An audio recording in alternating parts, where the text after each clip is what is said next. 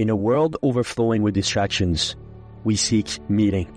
How do we transform ambition into something deeper, into true fulfillment?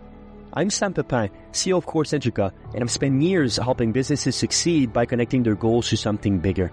On the Meaningful podcast, we explore not just how to win in business, but how to grow as individuals. Through conversation with thought leaders, innovators, and everyday heroes, we uncover the stories that drive us towards something greater. Whether you're striving for success, seeking purpose, or just looking for the next steps in your journey, this podcast is your guide to navigating the intersection of ambition, growth, and meaning. So please join me and our incredible guests as we redefine what's possible in both business and life. Enjoy.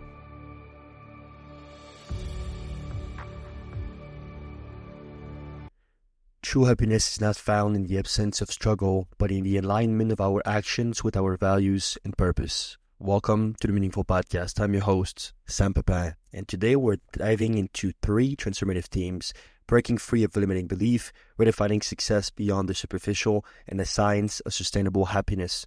Our guest today is Peter Teuscher, a seasoned business and life coach, leadership trainer, and author of Rethinking Happiness. Drawing from his own journey through personal struggle and mental health challenges, Peter has developed a profound framework for achieving happiness on our own terms. His work challenged a conventional checklist of success and instead focuses on fostering deep, lasting fulfillment. If you enjoyed this discussion, please let the world know with a like, a small review, or even a quick share. Your support helps more people find meaningful content just like this. Let's begin. Mr. Peter Teuscher, how are you doing? I'm doing great. I'm really happy to be with you today. Thank you so much. It's fantastic to have you. Welcome on the Meaningful Podcast. And your line of work is something that is incredibly powerful, and we're very, very happy to platform you. To kick us off, please tell us more about Peter Teuscher coaching. Sure. Well, I work with, I do 2 things. I work with people on a coaching basis, and I do a lot of leadership and organizational training. So I try and have a positive influence on individual people's lives and also organizations. So there can be more harmony, people communicating well, all that kind of stuff. So on whether it's a group where I do a group coaching, or I do an organizational workshop, or I do individual coaching. So I do a wide variety of those things. And I really work to help people on 2 levels. One is I talk a lot about philosophy because that our beliefs are generally the belief system we have are just this beliefs we've put together, and that for me is a philosophy, except philosophers take a lot of time to reflect and consider them. And so that's what I encourage people to do, is to look at are beliefs that I have serving me, whether that be on a CEO level or on an individual level, people in their private lives. And so I look at that, and I also look at sort of the habitual way that people think, and changing mindsets, and sort of the mental models that people have established. That's especially important in organizations. So that's kind of in a nutshell. No, beautiful. And talking about philosophy, we'll do hopefully a lot of that today. So that's will be right on your within your expertise. One of my favorite quotes of all time actually comes from Charles de Montaigne, and he said basically, happiness is not the absence of problems, but most likely the abilities to deal with them. In your experience, obviously coaching, does that fit your understanding of what an happy life is, to be better supported to deal with your problem instead of the inexistence of such things? Yeah, I find that happiness is actually this feedback we get from life that tells us, if we're in alignment with our values and our needs. And I find a big problem with happiness is people have not defined it for themselves. They take these cues from these external cues that say, this is when you do this, you'll be happy. And I'll have people that come to me for coaching, and they'll have achieved all kinds of things in their life. Maybe they've studied, career, maybe they've even got a family. And then they come to me and they go, I've done all these things and I'm still not happy, because they're checking these boxes to try and get to this destination that they'll never find, because they're just not clear on what their own needs, values, purpose is. And I think that's a big component of it. So it's not the absence of any struggle, It's not this pleasure focused life.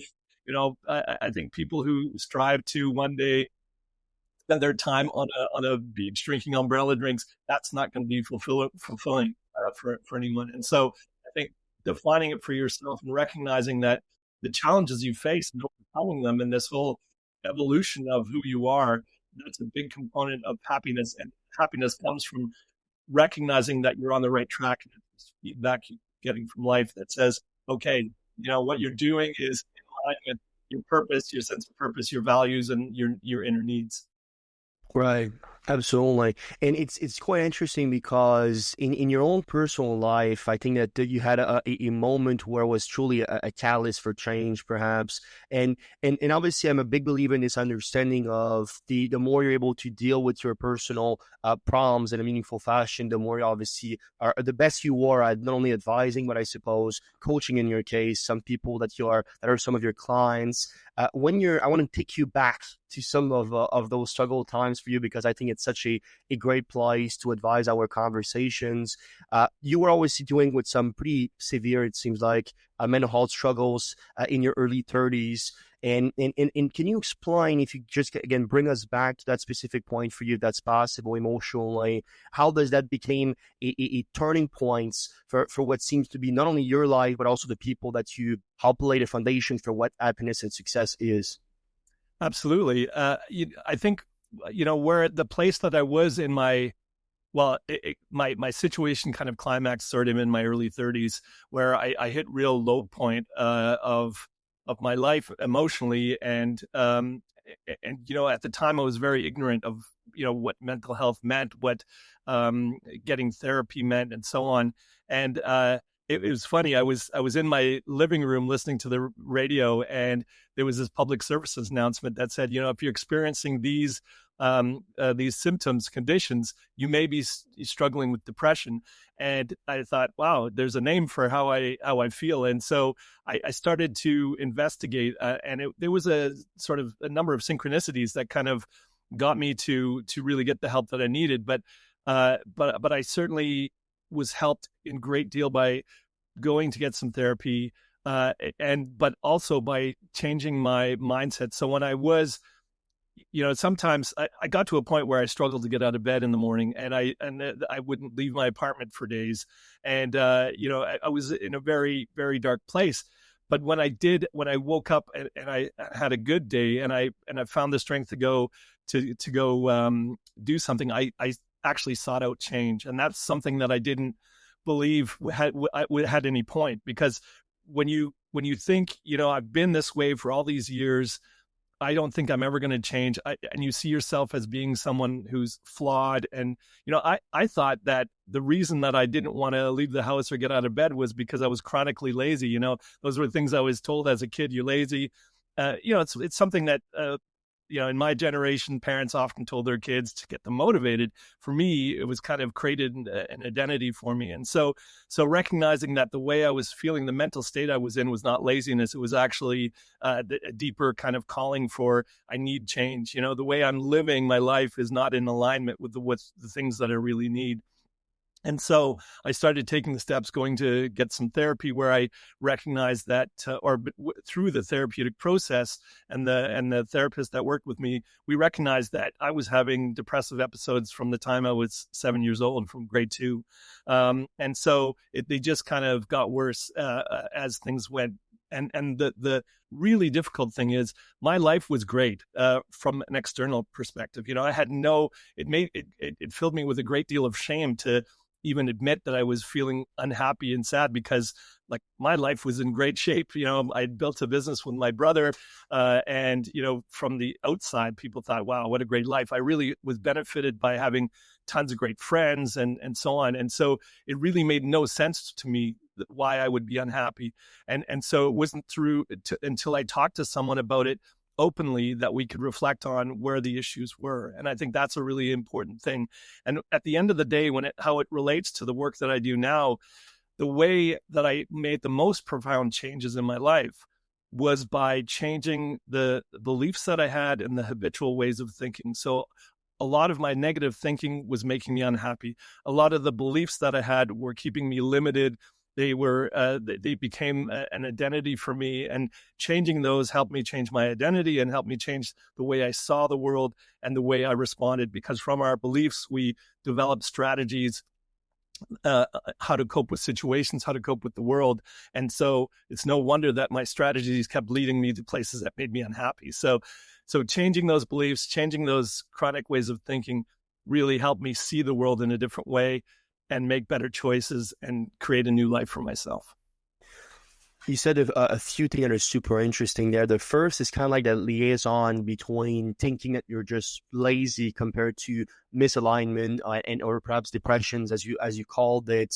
For you specifically, where did you first realize, outside of obviously the obvious physical, I suppose, struggle and syndrome that you had from that, mentally, when was the first time you said, whoa, externally my life is quite fantastic, and a few people might be even asking me how I live such a life, but there's also the difference between internal depression that I feel that is so overwhelming that, again, I cannot even get up in the morning sometimes. Tell me more about that liaisons and how that first appeared to you specifically. Well, for a lot of years, I felt like I was a bit of a fraud. I was projecting a personality that I thought I needed to in order for people to be my friends, in order for people to accept me, and so when I was feeling bad, I would cope by distracting myself, or when I was with other people, that engagement distracted me from sort of those deeper feelings that I was having. It was once I was alone. But also sometimes when I was with other people, there'd be times, at a party or whatever, I'd feel like I was in a crowded room, but I'd felt so alone. And then that feeling got worse once I got home and, it was in this apartment by myself. I also struggled with relationships, very dysfunctional.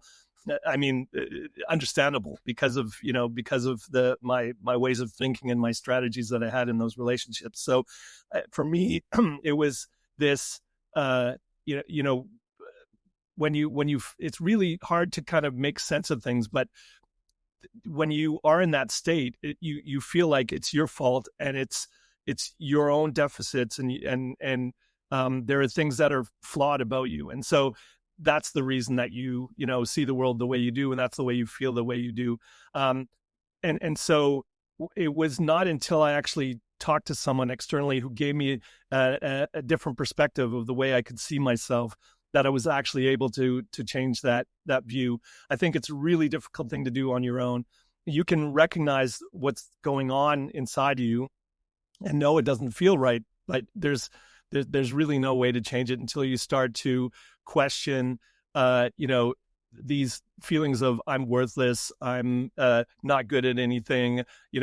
People just don't see the real me. That's why they believe in me. That's why they think I'm great, or that's why they like me. They don't really see the real side of me. And so when you feel that at a core you are flawed and not worthy, that's when you have this disconnect. You think the outside world, that's the fantasy, and what I'm thinking and feeling, that's the reality that just nobody sees. And so that's how you kind of fool yourself. This whole reality you create for yourself that's apart from the interactions that you have with other people. And trying to get beyond that, it takes someone else to help you reflect and question. Is that really true? Is that where's the evidence that is true? And asking those kind of questions is really helpful at the beginning.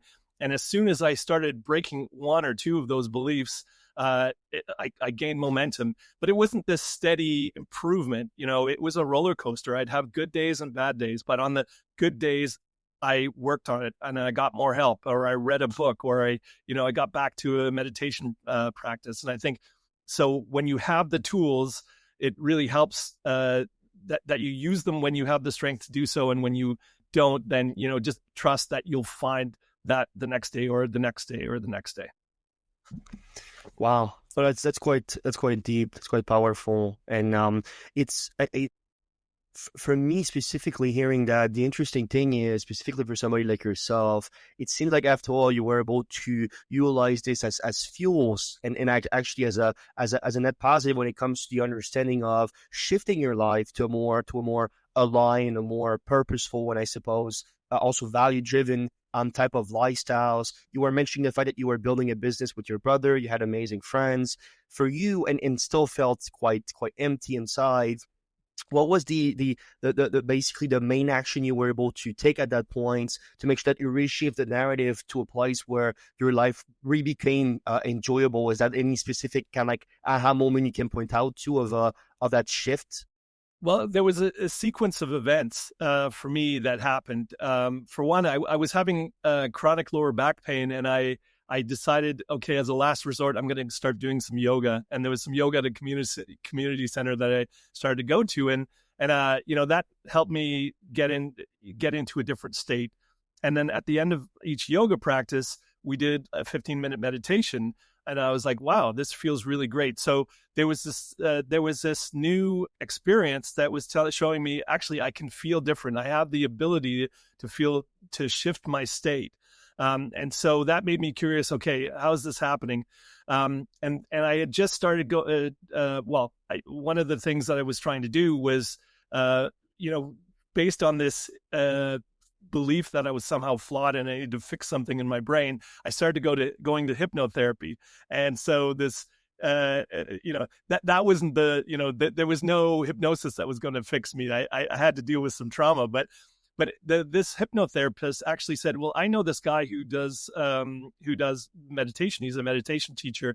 And then, from this experience with the yoga and the meditation at the end, I got in touch with this yoga teacher who, over 3 months, I did some yoga training with him, some meditation training with him. And that allowed me to look at the world through a different lens. And I think that's the problem when you're depressed or when you're in a negative mindset. It's the way you're looking at the world. And that's, I go back to my definition of happiness as a feedback loop. It's either the choices we're making are leading us to something where the feedback we're getting is unhappiness, or the way we're looking at the world is creating it. So those are the two things that whether we're happy or unhappy is reflecting back to us. So again, learning to meditate then it just was small steps, and then it gave me the push, the motivation to go, okay, it's not hypnotherapy. I'm going to go to this other type of therapy, and talk therapy, which then helped me uncover a lot of the things from my past, and from there, and then I did some regression therapy. I just tried out a whole bunch of things, and each one built upon the other until more and more I built my confidence. I started to recognize, the things I'm believing are not true. All these things that I thought were, first of all, this idea of mental health, and recognizing that, there were periods where I thought I could be on the verge of insanity. They might institutionalize me. But it was ridiculous because I just didn't understand what mental health was. And so when I started to put everything in perspective, then I could actually make choices that were well-informed and make progress. So it was a whole bunch of things that kind of came together. And then luckily finding the right therapist and finding a mentor that also helped me through getting a good meditation teacher that helped me realize I may not be able to control what I think, but I can control what I give my attention to. And all of those things were really powerful tools. And along with that, I started reading a lot of books. I started reading Wayne Dyer and, people like that. Today, I've got a whole other list of people that I follow and listen to, but they've all kind of accompanied me and they were my teachers. And then I started reading philosophy, and I started, recognizing that, 2000 years ago, people were, discussing and had these kind of challenges and were questioning things about themselves and about life. And so that all culminated in this desire to change. And the great thing, sort of as a last note on that, as I was going through these changes, I wanted to kind of pass on this knowledge, but I'd always kind of considered, because I used to play basketball in high school, and I'd really loved the idea of coaching, and giving some of that back. And so when I started coaching high school basketball in Vancouver, I chose a school that was in a rougher part of the city, and I wanted to kind of connect with young people who I could help. who might have been in the similar mindset to when I was a teenager and didn't see their full potential.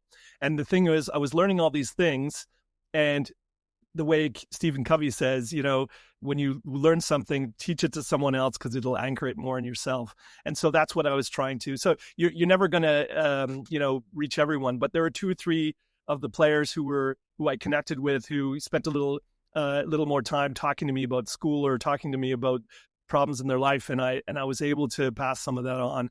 And that was sort of the very foundation of what got me thinking, if I could only do this for a living. Back then, I didn't even know what coaching, the kind of coaching I do now, I didn't even know what that was. But that planted the first seeds. So it was a combination of helping myself, passing it on to others, so that it anchored it more deeply in myself. Absolutely. And the reason I think there's so many variables there, obviously meeting the right people, making sure you seek the right help as well, which is super important. There's definitely stigmatizations of that in the world where I think it's fading away, which is the positive of everybody basically living, which is beautiful. I want to actually cite a German philosopher here from what you were discussing. Yuan Ti, which I probably butcher his name, but it's quite an interesting quote that I just came by, which is, in order to become something, you must first be something. And when I heard you basically talk for a little while here, it seems like you did what pretty much everybody else basically that are able to be online actually do, which is to tell themselves, hey, if I was to change who I was to a point where I can be aligned with who I want to be, let me emulate, or at least seek the knowledge out of the people that I want to resemble, which is so interesting. It's kind of like the wiser fake it till you make it type of quotes, which is quite clunky and quite, unfortunately, too childish perhaps. But when you're thinking of the simple fact that we've been discussing these problems now for centuries, even millenniums, in some cases, why do you think that is? Why is there problems in which we can have incredible thinkers, they come up with incredible solutions, and still most people still fails to become to this holy place of whatever you call it, peace, happiness, which in its own sake is kind of like an unachievable paradise for a lot of people. Why do you think there's this disconnections, and we cannot basically find a way in which we can just nail it in the butt, as we like to say, and just find a way through? I think what you're pointing to there is the challenge of the human condition, right? We have this amazing ability to think and to look into the future and anticipate, and we have this imagination that allows us to create all these great visions of the future, and yet we choose thoughts that stand in our way. We are very drawn to fear and the kind of thoughts that are related to that. And when we think about when we imagine, we use our imagination quite often to think of all the worst scenarios that could happen, all the worst things that could materialize in our future. And so if we could learn to harness that, a lot of people just, and this is the great thing that I learned about through meditation, was the separation between myself and my thoughts. Because a lot of people are identified with their thinking and their beliefs, and then they don't recognize that, I know I'm this observer, and I can actually observe my thoughts and I can choose them. And I think when you are overwhelmed with thoughts, and plus we're so programmed, we get all this programming from a young age. All these influences, our family, our culture, the media now is a huge influence. And so all of these things have us looking outward for the answers rather than reflecting and looking inward. And I think this is the challenge of the human condition. We are here. We have the ability to think and imagine, and we can use that to our benefit, or we can use that to limit us, inhibit us, cause us a lot of stress and struggle. I mean, this is the Buddha talked about, we are the cause, life is suffering. And the suffering is this, the way we look at all these desires that we try to fulfill because that's what we think we want and we think we need. And again, we come back to, what is happiness? And we're chasing something that is inauthentic. And so when we can when we take the time, instead of just assuming we see reality and we know what reality is, to stop and reflect and go, is that correct? And in the case of my beliefs, does that serve me? Do those beliefs serve me? Right? Because at the end of the day, we live far more based on our beliefs than we do any kind of facts and details. We think we live in this in a world where we're educated and we know so many things, and so the choices I make and the decisions are all based on, well, I've thought this through and it's very factual. But at the end of the day, we live based on beliefs. Our whether it's our political system, whether our monetary system, everything is based on, we have belief, we have faith in these things. And so I think it's important to recognize that the reason we evolve and grow is because we change our beliefs over time. We find new evidence, or we have new experiences, and that's just such an important thing, because you become so overinvested in your beliefs, and that's the thing that stands in the way of your change. So when it comes to why do we continue to have this? Well, we continue to go sometimes. Well, we inherit things from generations, right? We inherit flawed thoughts or biases, or we discover new ones, and so we just don't really have a good in our education. We're not passing on these kind of the things that the Greeks already knew, or the Roman the Stoics, all these things where if we could have taken with us some of the things that the Stoics, already knew and taught, we would be a lot better off. But we ignore those, and we are, we follow our fears, or we're overcome by our emotions. And I think this is just the challenge of the human condition. And I think if you embrace that and you recognize it, then you'll be able to make progress. Absolutely. And I was previewing your book. Obviously, you're thinking happiness beyond superficiality, and I think you dive into some of these concepts quite well. I want to go kind of like deeper into the core message of your book, Peter, and just the understanding that happiness is way more than a sort of checklist. We were talking just before this offline, talking about the fact that happiness.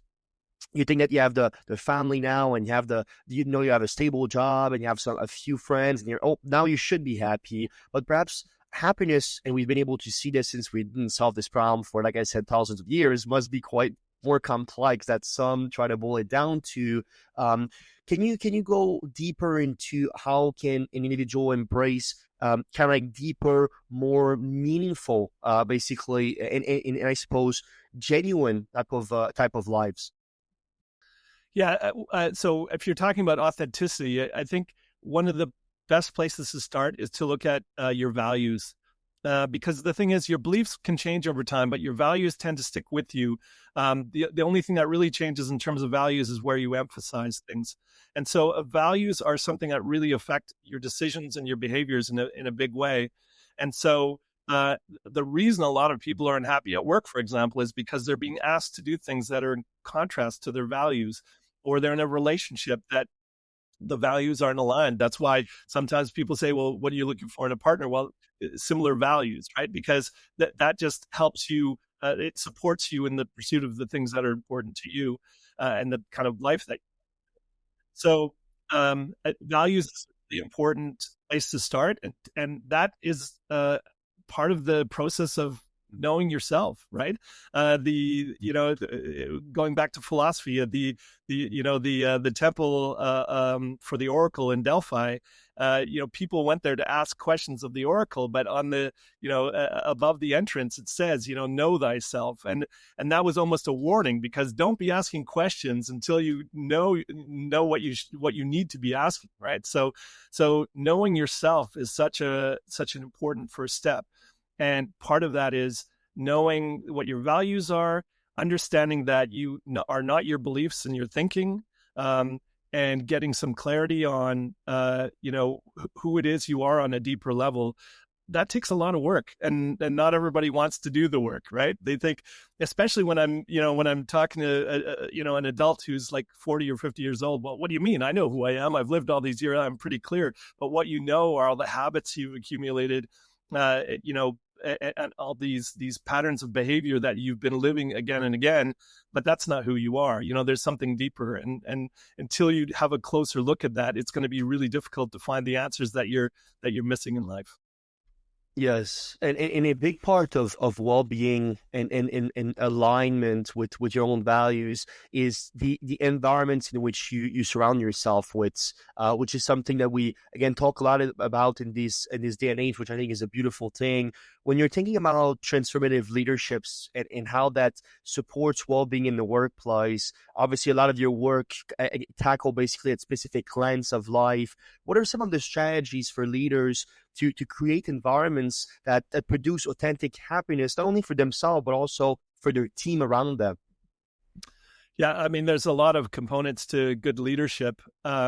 But I think one of the things, and this is something I took from a very early book that I read about coaching basketball from a high school basketball coach named Morgan Wooten, and he was like the best. He was the top high school basketball coach in the U.S.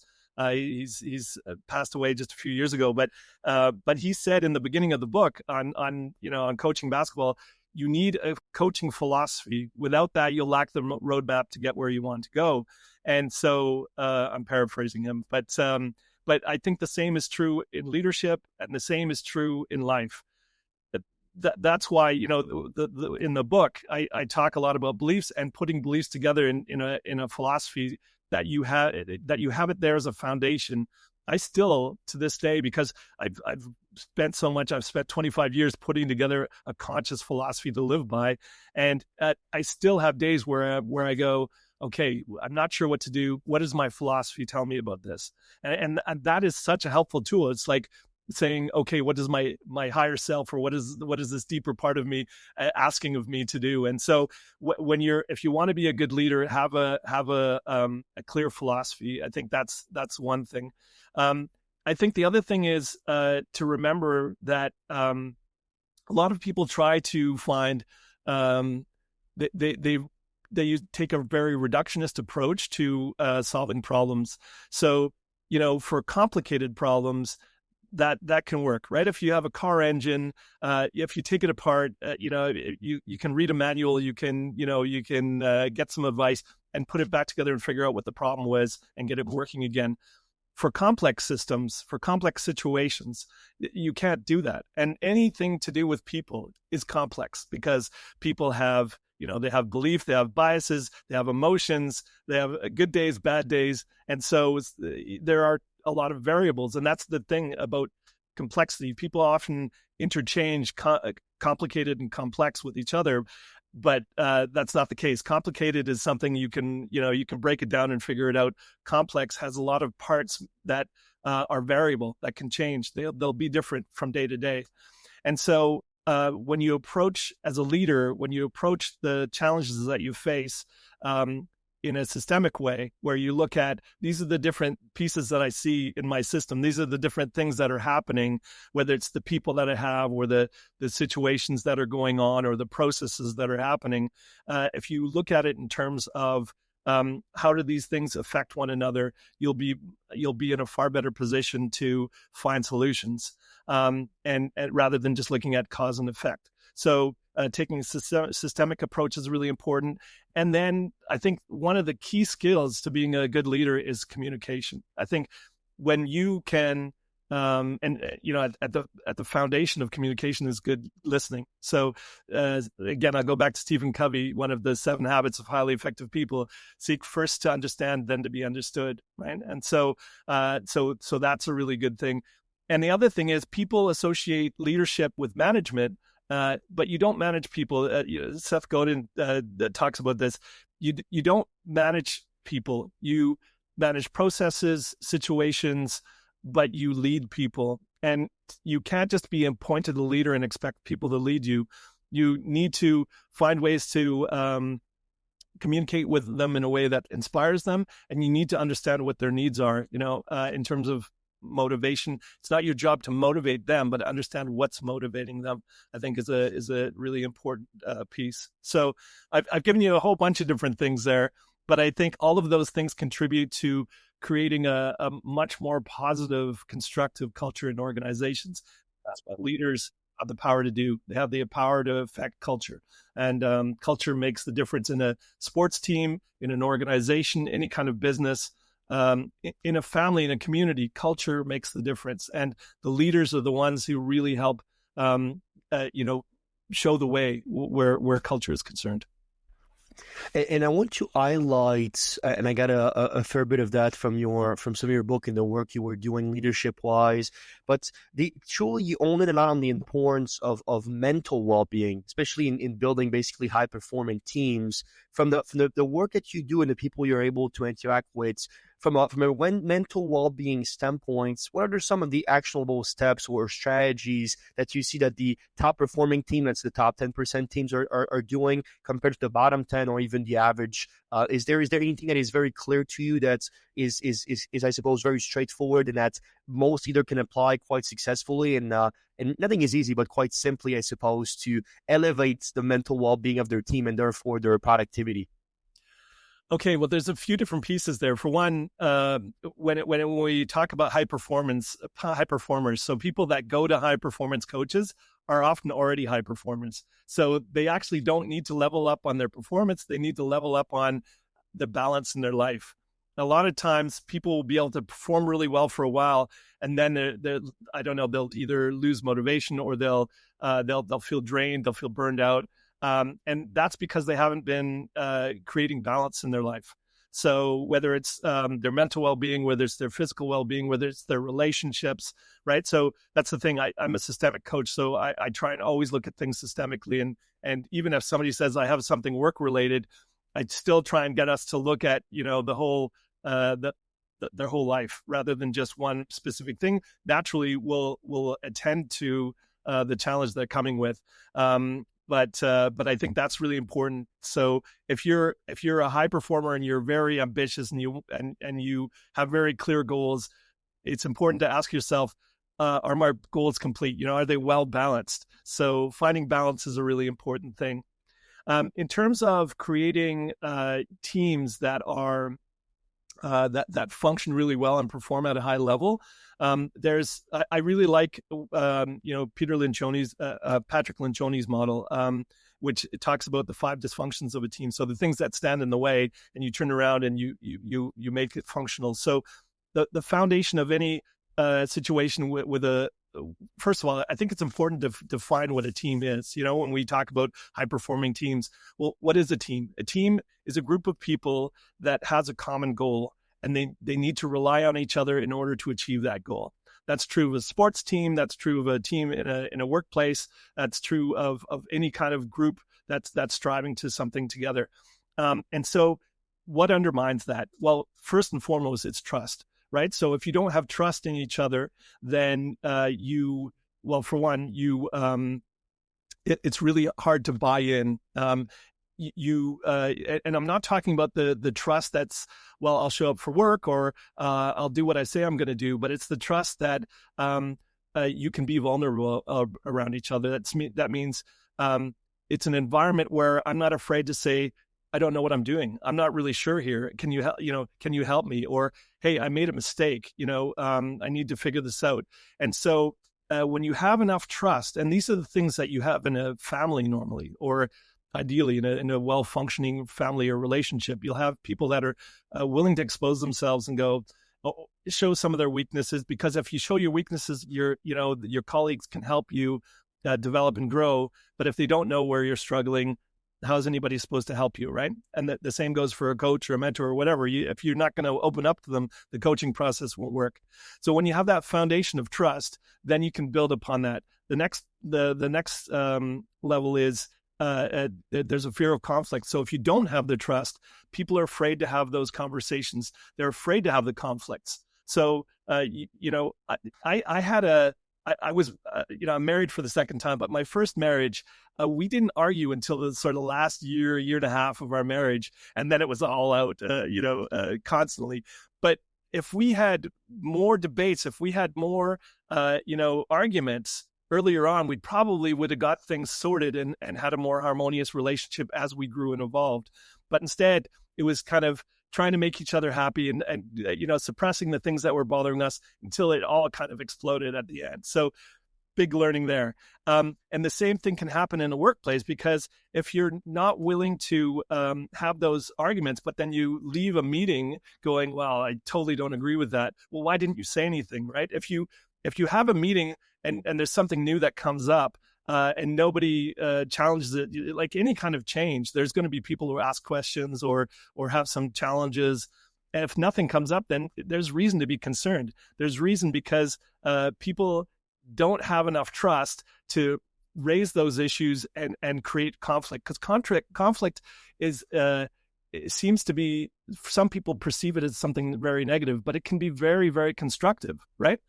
And so what happens if you don't have that conflict is that there's no commitment. So that means, there's something that's been proposed, everybody kind of nods, but, if it fails or not, well, it wasn't my idea, it's not my problem. And at that point, people start to develop their own agendas on what they're trying to achieve. And then you no longer have that sense of team, because if everybody's has a different goal and something different that they want to achieve, then, the team becomes less cohesive or totally dysfunction.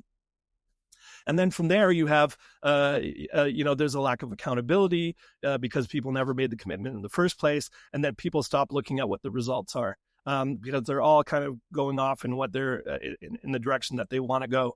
So I think it's so important to build trust, make sure that that'll ensure that you have the necessary conflict and the commitments.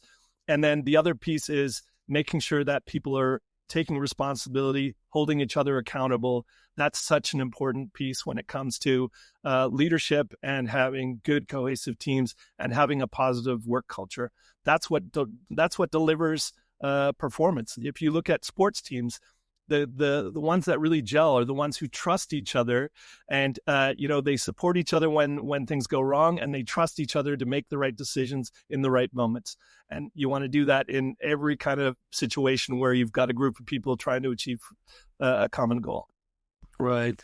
And I love what Regan had to say on this, which is typically the greatest leader are not only the people that do the greatest things, but the people that are able to basically assemble and get people to basically do the greatest things on a team aspect, basically on team building perspective, which is a very powerful thought, because truly, and let's be very honest, there's only a very few exceptional people. But in that case, there's a lot of average or slightly above average people that can, within a fantastic teams, become incredible assets, and from that team exert greatness, not only from themselves, but from the people around them. And that's how any company is shaped, is not only by the sheer value of a singular, basically, entity, of a singular person, but how is the addition, the results, and I suppose the conclusion of all these singular additions contribute to collective goals. So I think there's a lot of wisdom within that.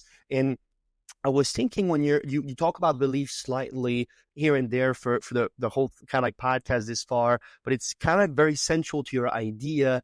You mentioned obviously the Stoic, you mentioned Stephen Covey a few times as well, but surely for you, how important are the intangibles, and how much they operate within the tangibles? Perhaps meaning, if you were to think about just how important it is, what you think about yourself, but also what you think about others and your perception of the world. Jim Rohn was one of my best and still somebody that I admire, even though obviously I never talked to the guy. And he said something around the lines of, you don't see the world for what it is, but for who you are, which is kind of like very essential to the way I see the world.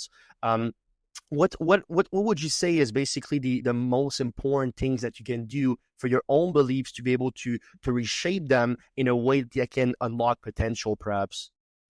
Well, I think the most important thing you can do is reflect on them and question. People don't like to question their beliefs because they create this foundation. It means that it's what gives them a sense of security and identity.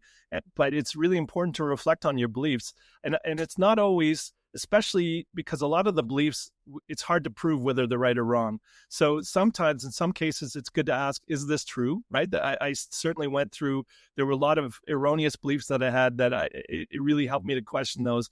But for a lot of other things, it's helpful to ask yourself, is this is this belief useful? Does it support me? Is there utility? Right. So, I mean, if I can't, if you want to talk about something really deep, life or death, and what's there's no way to prove, on that topic anything in a clear way.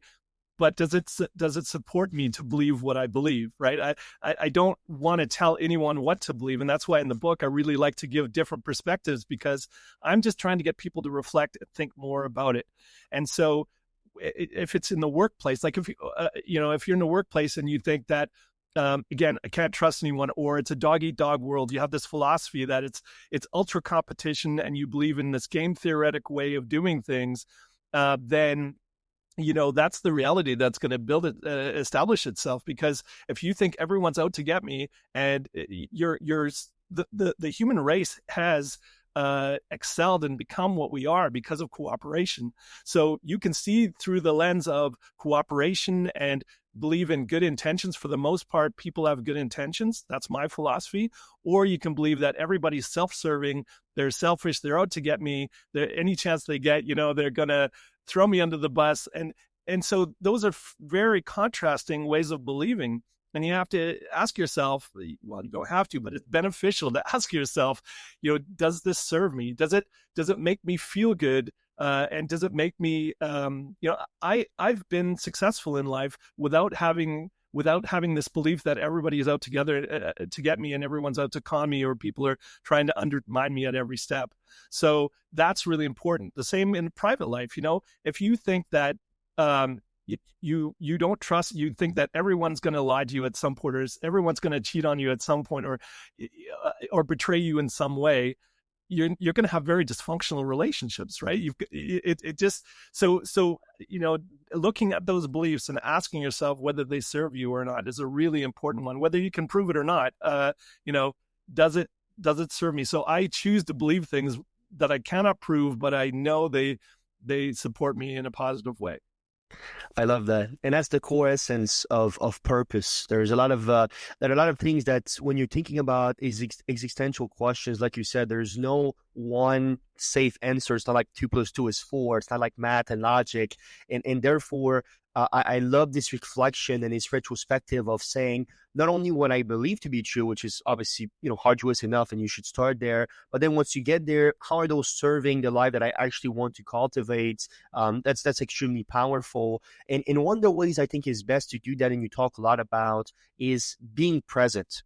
And look, we live in a very, very fast-paced, performance-based world, specifically, obviously, here in the West, but I'm sure in Germany, it's still very much the case.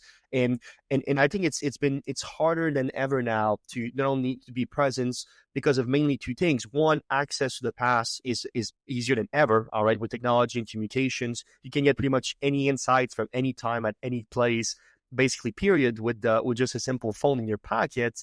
And then also the performance-based world, I think, cultivate this mindset in which you not only you think you ought to believe in basically the future and think about it. I go as far as saying extensively, just for the own sake of it, because if you don't do it, well, other people will have some type of advantage on you. I think a lot of people feel this way, and I was victim of such things for a very long time. But when you're thinking about being present yourself, and you talk about a lot about it in rethinking happiness, what does that specifically means? And I suppose from your perspective as now a multiple decades old professionals, what have you been seeing as the main point of focus for those that actually achieve what it is to being fully present and consistent within it? Yeah, I think it's so important to recognize that in this moment is the only time you can affect change. So you can make choices in the now, you can take actions in the now. But when you think about it, most of our thoughts are either in the past or in the future, right? We spend so little time really in this moment because we have this inner narrator, we have this voice in our head that's kind of narrating the story of our life, giving comments on whatever's going on. But a lot of times it's also reflecting on the past or it's looking at the future, and that can be really great. You can dream about the future and all the possibilities, and you can reminisce in a positive way about the past. But if you did an inventory, you'd find there's a lot of regrets or things from the past that you're thinking about in a negative way. And then when we think about the future, there tends to be a lot of worry, right? So it's not our habitual way of processing the future and the past is often not very helpful to us at all. But what I encourage people to do is become more of an observer of life. And that means being an observer of your thoughts, your emotional state, what's going on around you. And I think that's the way to find presence, to deliberately be in the moment, and that takes getting out of the head, because the mind is always, or is in a lot of times, is in the future or the past. And then when we can really take stock of what's happening now, we're in a way better position to make good decisions. Otherwise, we're just working on habit. We're just all this pre-programmed stuff that we've internalized. And then you're going to keep repeating these patterns and these strategies from the past, whether they're working now or not. They may have worked in the past, but are they still working now? And so presence is so important because it's where we're living. It's where everything is happening. And so one of my coaching mottos is awareness allows change. And so when we become aware of what's happening in the now, it really helps us to go a new path, make a different choice, break out of an old habit. And it also gives us the opportunity to reflect way more clearly in terms of, we can look back and say, oh man, if I had done this differently, or why do I always do this when this happens? But if we can be present, we can see it coming, or we can see it happening as it's unfolding, and we can allow ourselves to make better decisions because, we know we want to do things differently. We can even make a plan, but these things happen so quickly that if we're so caught up in, where's the next thing that's going to happen? And I see this in communication all the time. People will be having this discussion and they're not really listening because what they're doing is preparing what they want to answer to the thing that the person's just said. So that's just a perfect sign of not being present. You're already in the very near future. And so if you can have the patience to sort of, be very conscious of, and it's not easy to do. I meditate, I have all kinds of practices, but I still, get taken out of the moment, and I'll be distracted by something that happened yesterday or last week, or I'll be, I want to do this thing later on, and I'll be taken away from this moment. But there's just so many benefits from just taking a walk and looking around, and you'll notice things that you never noticed before, or just being very deliberate about listening to someone, and then going, wow, I didn't realize they had, that they were so intuitive, or they had, like, I really understand what they mean now, and they've probably said this to me 100 times, and now I get it, right? Those are the kind of things that you'll experience when you start to live in a more present way, and it's there's no suddenly I don't believe anyway that there's suddenly I'm enlightened and I'll do everything perfectly. But every small step you take towards it is going to help you live a more fulfilling, more happier and satisfying life. And there's so much wisdom in the ripple effect of enjoying those small moments. You were talking about taking a walk.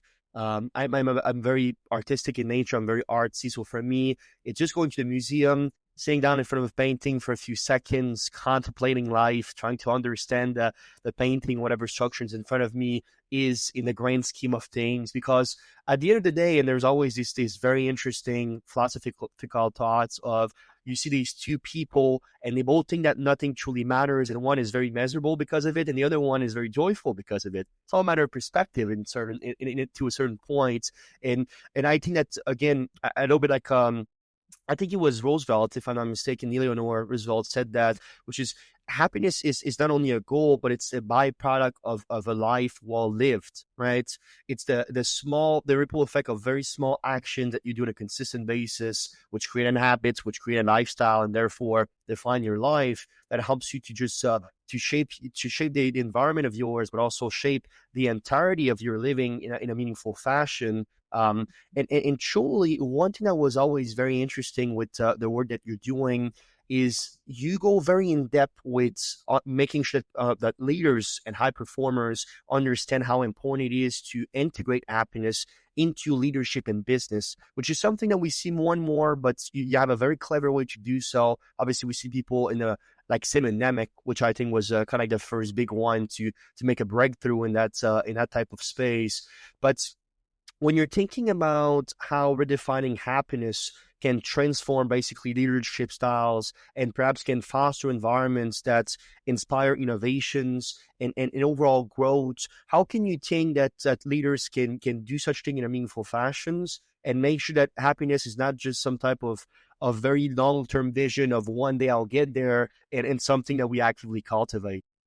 Yeah, and I love that you referred to Roosevelt's quote because that's exactly whether it inspired me directly or not, but this sense that the feedback we're getting will confirm that we're living in a way that's on track. And I think I hope my message is in alignment with his, because he's obviously a wise man. But the thing about there's so many reasons. Like, the reason happiness is so important to me, because I think it will it makes people who are authentically happy are better partners, better neighbors, citizens, better coworkers, better, contributors to society in general. So I think the most selfish people that you'll ever meet are people who are really unhappy.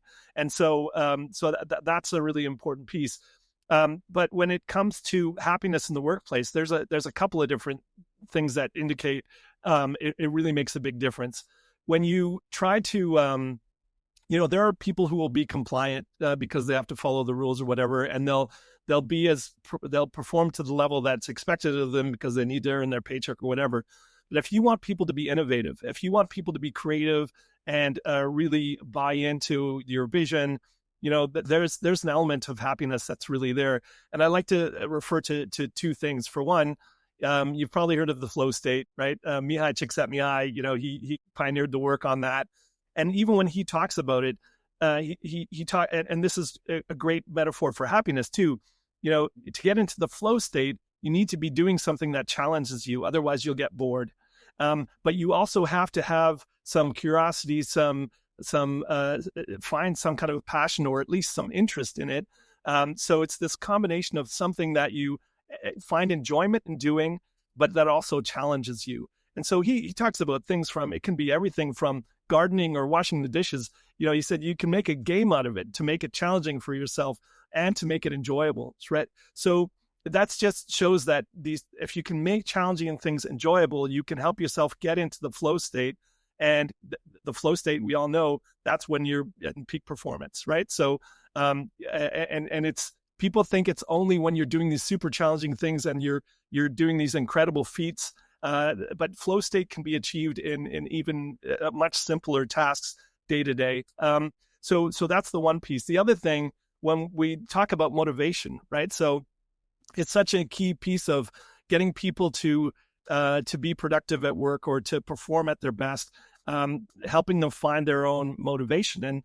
And there's a great TED Talk from Daniel Pink, and he's also got a book called Drive, where he talks about sort of the pillars of what it is that makes people motivated in the workplace. And because, a lot of people think pay people a bonus or give them, whatever perks at work. But at the end of the day, there are three fundamental things that the studies have shown that contribute to people's satisfaction and motivation at work. So one of them is autonomy. So the ability to be somewhat self-directed at your place of work. So even if it's just small things where you get to pick some of the jobs that you do, or maybe as a team, you get to pick your own holiday schedule or whatever, there's just different ways to give people a sense that they have some choice in what they're doing. It's not just, I do everything that, like, it's not just like the military where I only follow orders, right? So autonomy is one thing. And then you have what he refers to as mastery. Mastery is this, it's not becoming a master at something, but it's working towards it. So it's always finding ways to grow and learn and evolve. And, it's, why do adults learn a musical instrument when they have no chance of, or probably no chance of becoming a professional musician? because it's a new challenge and something they find enjoyment in, and they find enjoyment in becoming better at it and growing at it. And so if you can integrate that into a workplace, someone who has to do the same thing day in, day out for 20 years is not going to be super motivated, not going to be, inspired at their job. They're just going to be, doing what they do. And then the final piece is purpose. And so this is, purpose doesn't need to be, the company is saving the world, or we're going to change the environment, or we're going to save lives. I mean, that's great if your job can be that, but not everybody's job can be. So finding Dan Pink talks about it in terms of, recognizing the contribution that I'm making. So it's knowing what little piece that I contribute, because a lot of times people do this job and they don't even know how the work that they do affects their colleagues or the organization as a whole. And if people can understand the role that they play, they can find some meaning and purpose in that. So autonomy, mastery, purpose, that's how you're going to motivate people, and that's what's going to inspire people. And the last thing I wanted to add to that is, because you had referred to, what makes great leaders and so on.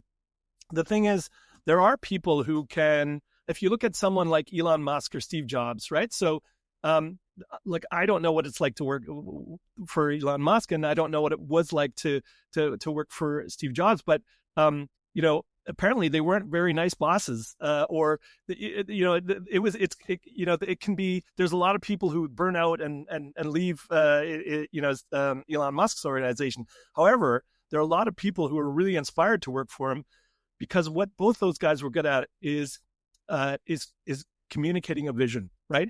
Having a vision, and that's that sense of purpose, and that's that sense of, I'm also going to grow and learn in this organization.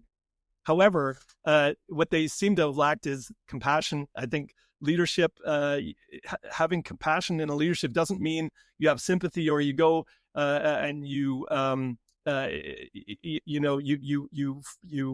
to every whim that people ask of you.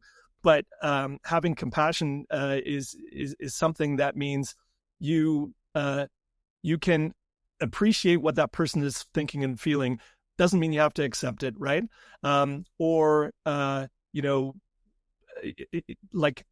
Giving people the chance to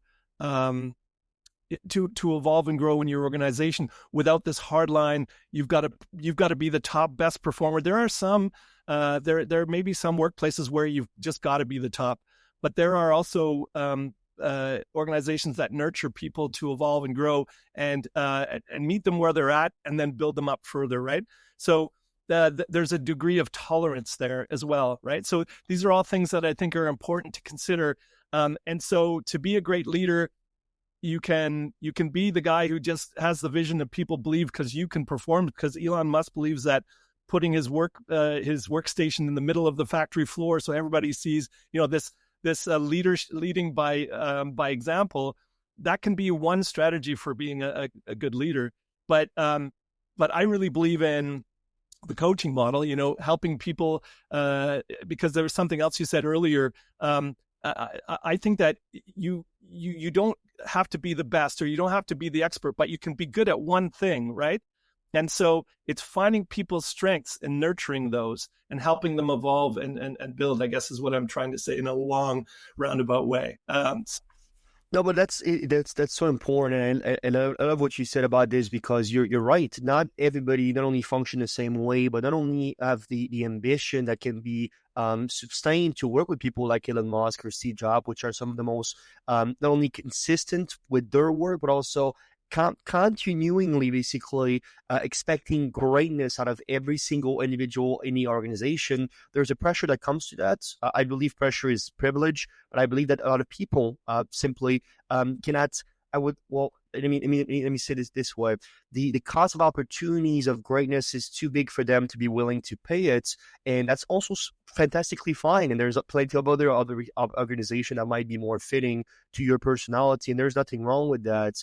And truly talking about that kind of like tolerance and openness, one thing I love to wrap up with is in your understanding of happiness in the way that you live authentically, how much is that is nurtured and is perhaps contributed by how much you do for others? This understanding that your happiness to one point or another also is affected by the positive changes you see and the ripple effect of those changes that you see in your partners, in your loved ones, in your friends, your clients, and so on. How big of a deal that is for internal and I suppose personal happiness, in your opinion?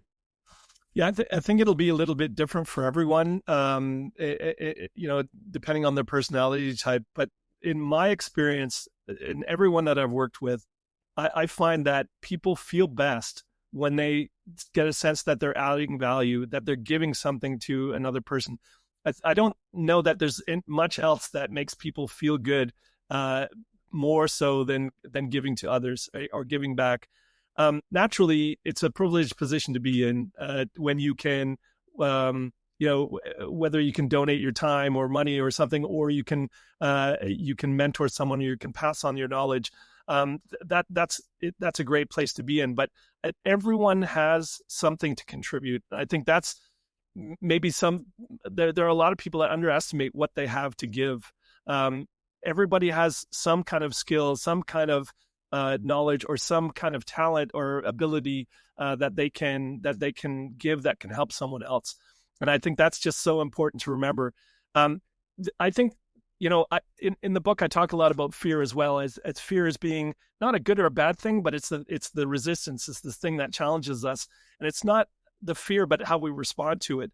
And a lot of choices that people make are fear-based. So if you are, I believe that, that things like greed and selfishness tend to come from this place of fear, because this fear of not having enough, I've got to have more, or in order for people to respect me, I've got to have more. And that's a fear of not being enough or not having enough. And so when you look at it as, I try and look at the thoughts that I'm having or the choices I'm making as, is this, well, I usually say, is this based out of fear or is this based out of love, right? So is it motivated by one of those two things? Some people, that'll be too esoteric. They don't want to, but ask yourself if you're, if choices you're making or if your actions you're taking are coming out of fear, because, there's just, you can look at a wide range of things that are very much fear-based, and it's a fear. And then you can trace that back to a belief that you have, I'm not good enough, I'm not worthy, or whatever. And you'll recognize that so many of your actions that have negative consequences are coming from a fear-based belief and are motivated from fear. And I think that's a really important thing to keep perspective on. Love it. To cite yet another German philosopher, Albert Schweitzer, said, if you love what you're doing, you will be successful.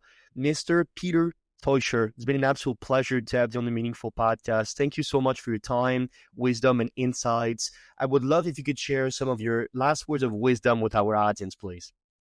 Sure. First of all, thanks so much for having me. It's been a pleasure talking to you. I love talking about these topics, and it's so important that more people become more aware. But I think the one thing that I like to always leave people with whenever possible is just remember that not to believe everything that you think. We have, the researchers say anywhere from 60 to 100,000 thoughts a day, depending on who you talk to. And the thing is, most of them are negative. We are like our brain is wired to see the negative, to look at the negative. And so we have these biases, we have these programmed ways of thinking. And so it's important to question that. So don't, just because you have this inner narrator that passes judgment, that criticizes yourself or criticizes others, doesn't mean it's true. And so I think that's just such an important place to come from. And when you have that attitude, you'll take the time to reflect. And I think if we can be more aware, we'll make better decisions. So for me, awareness is just, it's such a big part of the work that I'm trying to do. So don't believe everything you think. And I think you'll find yourself finding a lot more authentic happiness. Thank you for spending your time with us today on the Meaningful Podcast. If you enjoyed this episode, please leave a review or share it with someone who could benefit from it. And always remember, your story matters. Make it meaningful. We hope to see you next time.